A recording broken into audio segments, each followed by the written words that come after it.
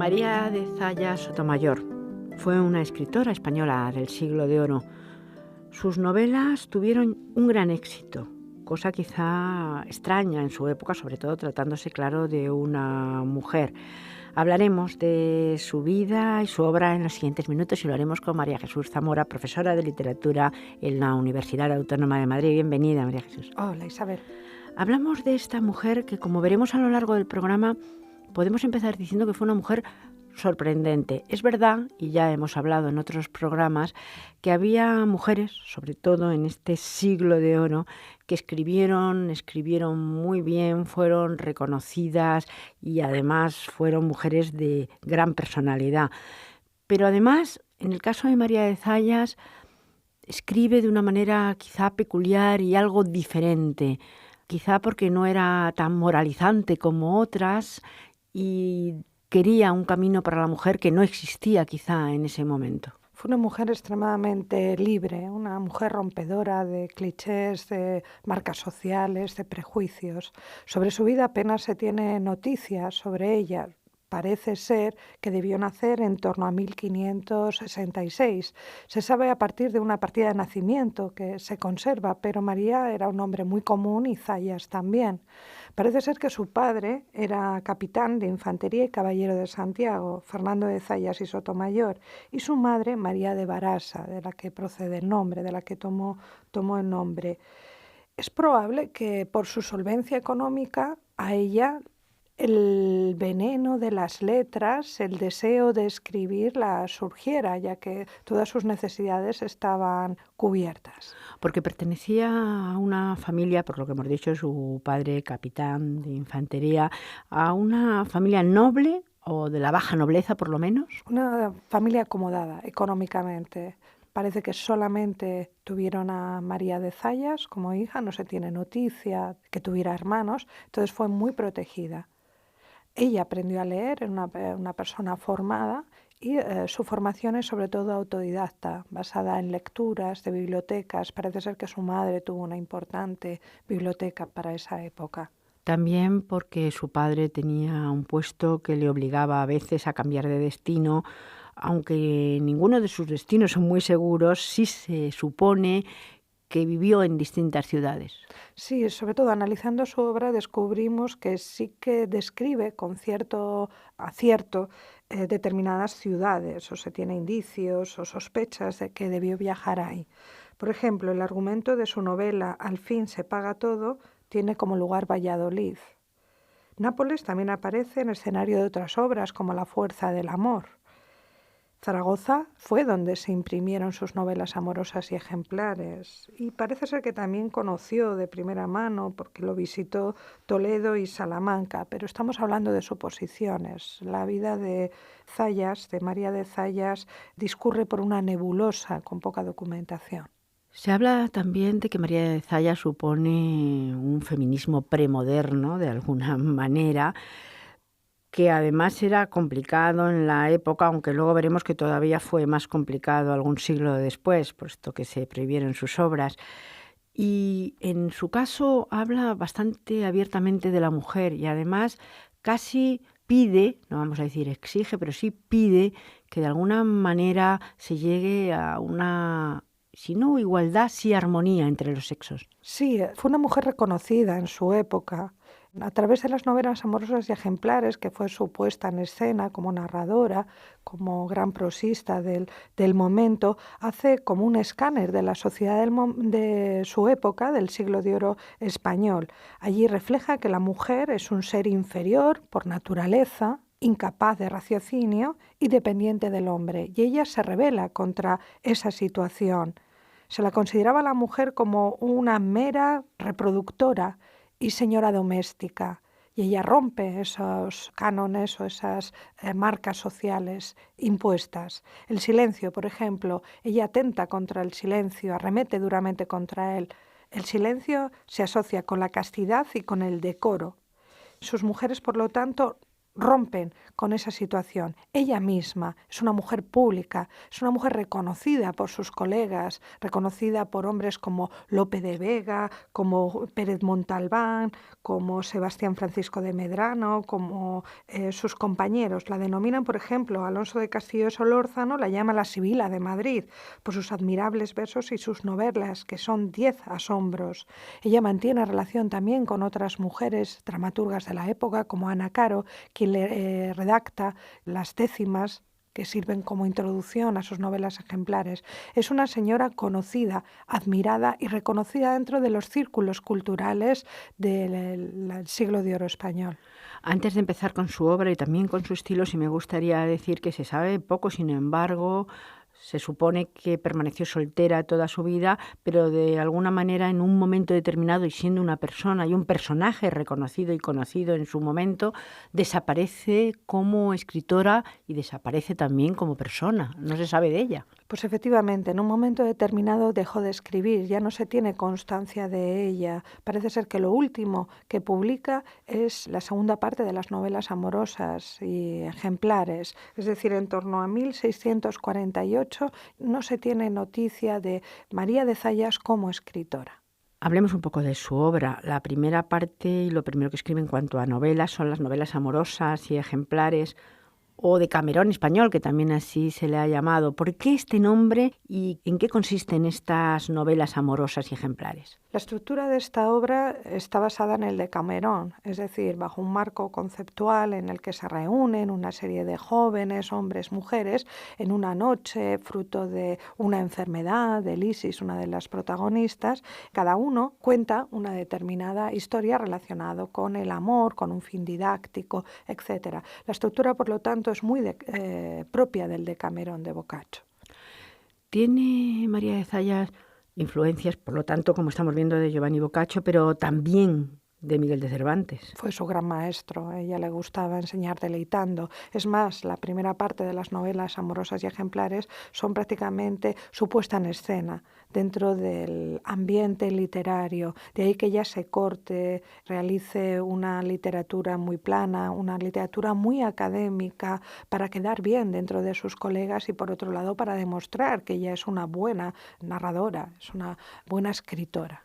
Sin embargo, sí se diferencia de otros novelistas contemporáneos suyos, hombres y mujeres, sobre todo hombres, porque la manera de escribir es algo diferente. Quizá profundiza más en los personajes y, sobre todo, por supuesto, en los personajes femeninos. Efectivamente, sus personajes femeninos tienen una gran profundidad psicológica, muestra abiertamente violaciones, golpes, abusos, la realidad social que existía en torno a la mujer en su época. Ella lo que pretende es divertir, aconsejar y defender. Ya no es el enseñar deleitando de Cervantes, va un paso más allá. Esta sería la primera parte de sus novelas, pero sin embargo tiene una segunda serie que lleva el título de Novelas y Saraos. ¿Qué diferencia hay? ¿Su estilo se depura todavía más? ¿Es mejor? ¿Cómo es esta segunda parte? La segunda parte es muchísimo mejor que la primera. Ella los denomina desengaños amorosos. En ella el peso de la mujer es muchísimo más importante, el desarrollo psicológico de sus personajes femeninos. Los personajes masculinos son prácticamente títeres, marionetas, elementos de relleno, actantes de relleno. Es mucho más elaborada, literariamente mucho más rica. Por poner algún ejemplo de aquellos que no se hayan acercado a la obra de María de Zayas, sus argumentos, ¿cuáles serían? Son enfrentamientos, son los tópicos del momento también. Una mujer despechada, abandonada por su novio, ella toma la identidad de defender su honor y al final no se casa con él, sino con otra persona. Es decir, es el enredo tópico del siglo de oro español. También podemos decir que ella pone en cuestión cosas que en el momento quizá no se ponían tanto en cuestión. Por ejemplo, es un momento en el que se habla muchísimo de la honra. La honra es un tema de dimes y diretes, sobre todo para la mujer, claro. Y ella tiene una frase que a mí me ha llamado mucho la atención, que dice: ¿y cómo sabrá ser honrada? Se refiere, claro, a las mujeres, la que no sabe en qué consiste el serlo, que no puede diferenciar porque su camino parece que siempre tiene que ser el mismo. Es una frase muy curiosa esta. Ella se pone en cuestión muchas cosas que en el momento era difícil. Son personajes femeninos muy rupturistas, es decir, pierden la honra, pero tampoco se casan con la que le ha perdido la honra, simplemente son mujeres con un deseo sexual, lo realizan, lo ejecutan y luego ya pues se casan con otra persona que socialmente les conviene más. En una de estas novelas, uno de los personajes tiene como amante a un negro con el que se divierte, lo pasaba muy bien y demás, y luego tanto es así que el negro se queja de ella, este hombre, y dice, no, no puedo aguantar el ritmo sexual que tiene esta mujer conmigo. Por lo tanto, María de Zaya recoge situaciones muy rompedoras y novedosas. Sí, no deja de ser curioso, ¿no? Para una mujer que escribe y en la época en la que escribe. También los temas pueden ser algo tremendistas, algo truculentos en algún caso. No, no son tremendistas y demás. Lo que hace María de Zaya sobre todo es repudiar el concepto de inferioridad femenina, intenta equipararle al de los hombres en su momento, pero tremendistas no, es reflejo de la sociedad del momento. A lo mejor desde nuestra óptica, desde nuestra mentalidad podrían parecer, pero es prácticamente un espejo de la sociedad. Lo más importante en María de Zayas es su novela, pero también escribe, por ejemplo, una comedia y también hace poesía. Sí, ella se dio a conocer en los círculos poéticos, en donde participó en igualdad de condiciones que hombres. Ahí ella se ganó su prestigio y su reconocimiento. Participó en la Academia de Francisco de Mendoza y es muy probable que también en la de Sebastián Francisco de Medrano. Por ejemplo, es celebrada por Lope de Vega en su Laurel de Apolo. Montalbán la considera la 10ª musa española. Ana Caro, como he indicado, también tiene su reconocimiento y su admiración hacia ella. Y en cuanto a esta comedia, por ejemplo, que escribió, creo que se llamaba La traición en la amistad.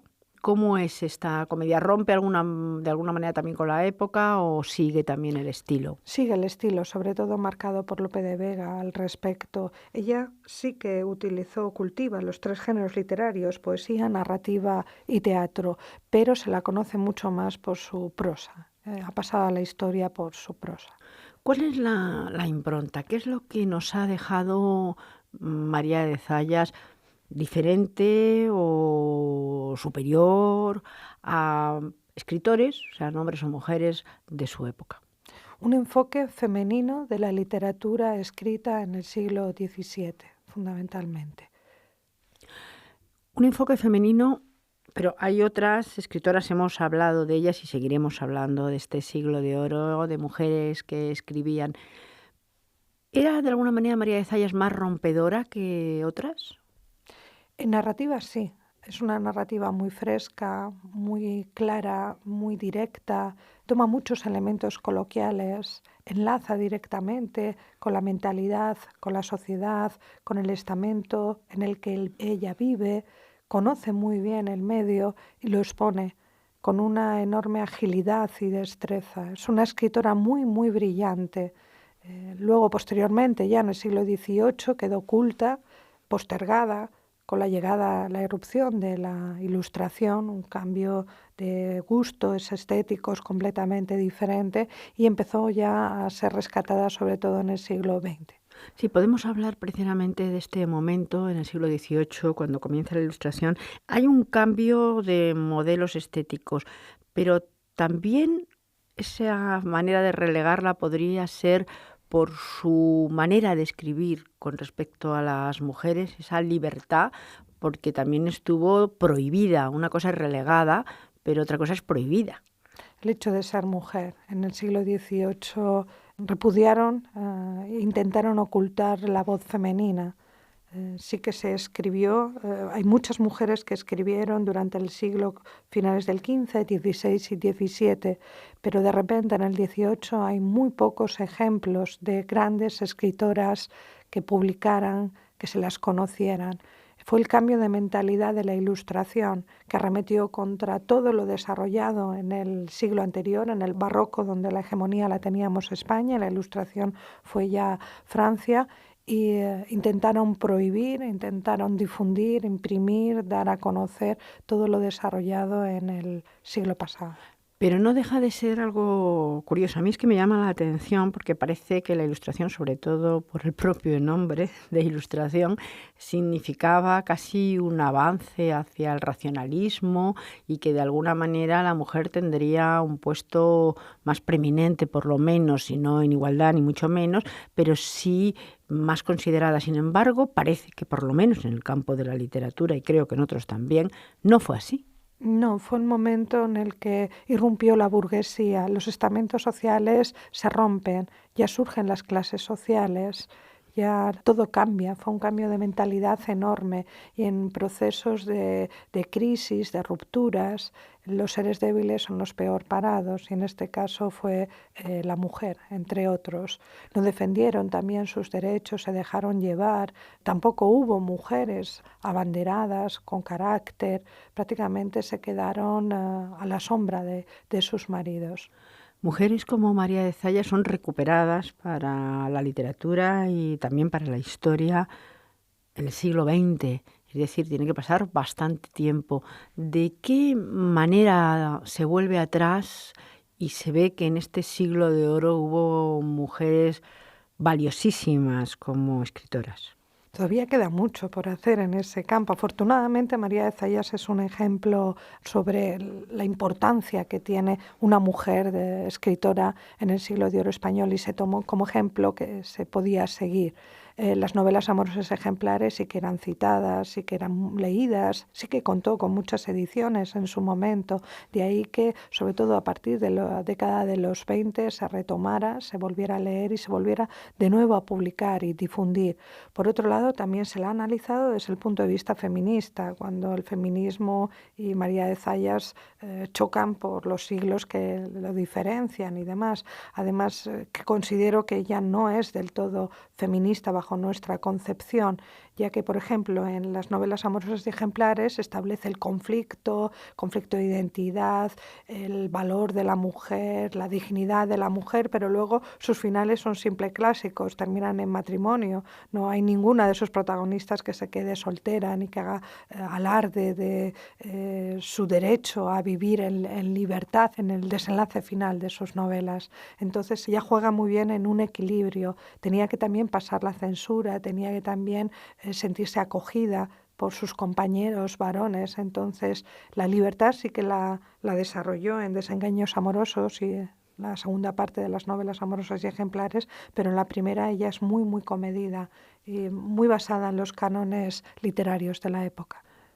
Ya para terminar, hemos hablado de mujeres escritoras en el siglo de oro, por supuesto de Santa Teresa de Jesús, hablaremos de otras a lo largo de siguientes programas, pero me sigue llamando la atención que aun siendo mujeres importantes en la escritura y hasta reconocidas en su momento, quizá dejando aparte a Santa Teresa de Jesús, precisamente por su santidad y por otro camino que también llevó, no tanto como escritora, sino como personaje del momento, las mujeres han sido y son hoy, ya en el siglo XXI, estas mujeres menos reconocidas que contemporáneos hombres.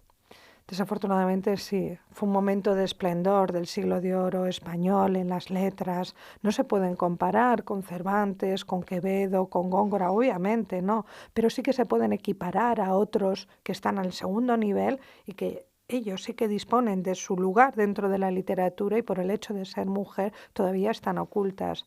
Es muy importante que se estudien, que se den a valor, que se lean. Son para mí destacadísimos y reconocidos proyectos como los de Nieves Baranda, con su proyecto Vieses, o lo que se está desarrollando en otras universidades, especialmente norteamericanas. Hay que tener otra sensibilidad hacia esta literatura que es muy válida dentro del periodo en el que surgió. Pues muchísimas gracias y hasta el próximo programa. Muchísimas gracias a ti, Isabel.